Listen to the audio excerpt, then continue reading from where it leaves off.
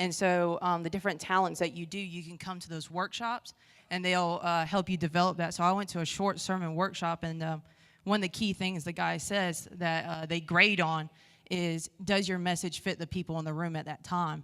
And so I originally wrote that message, and so today I was thinking about that, and I was like, I'm going to show you guys my message, but there was a part that I changed in it because I wanted to fit your guys' situation as well. So if you guys wouldn't mind, I don't know how to use, oh, look at that. Okay. So my message comes out of Exodus 4, and I'm not going to read all that. Don't worry about that. It's just a synopsis of what's going on.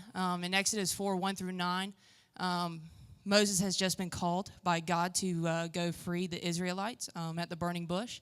And 1 through 9, basically, it explains where God is talking to Moses. And Moses is like, how would they know that you sent me? And he's like, oh, well, put your hand in your coat, take it out, leprosy, put it back, healing. He took a staff and turned it into a snake, as well as he said, if they don't believe these signs are from me, then go to the river, I'll make it into blood. And so that's all cool. I would have liked to have seen that. But then Moses, in Exodus 4:10 says, Moses said to the Lord, pardon your servant, Lord. I have never been eloquent, neither in the past nor since you have spoken to your servant. I am slow of speech and tongue, which some theologians believe he had a stuttering problem, or God only knows what he had. And then in Exodus 4:11 through 12, which are my favorite, it says, the Lord said to him, who gave human beings their mouths? Who makes them deaf or mute? Who gives them sight or makes them blind? Is it not I, the Lord? Now go, I will help you speak, and I will teach you what to say. Now, up until this point, Moses has seen a staff turn into a snake. He has seen leprosy be created and healed, and then is told that he could take water and turn it into blood.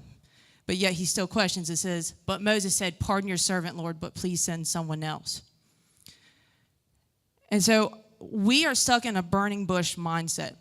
God has placed a calling over our lives, but we're stuck with, God, why me? I can't talk right.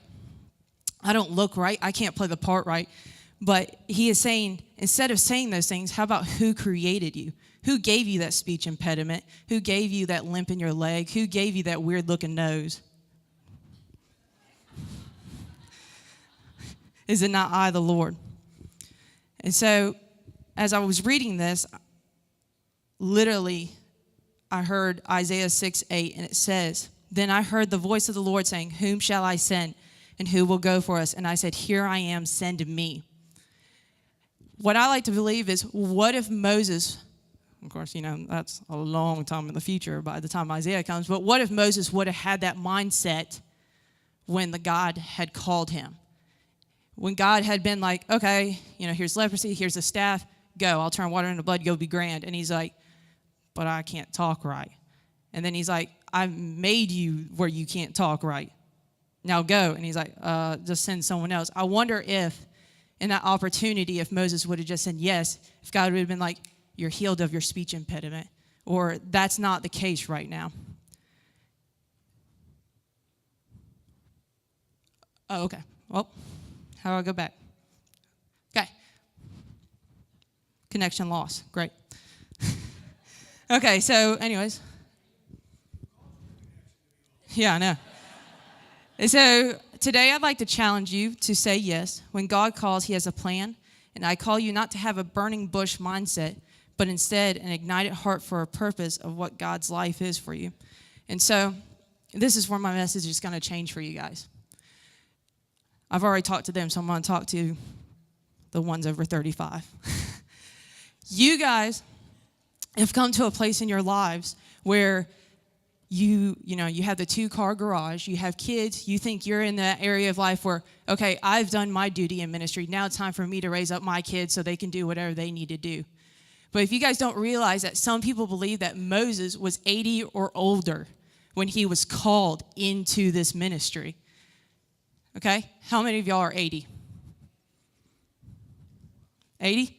God could still be calling you to be a missionary at this point. Your life is not over yet. If you have a pulse, you have a purpose. There is no 401k plan with God, okay?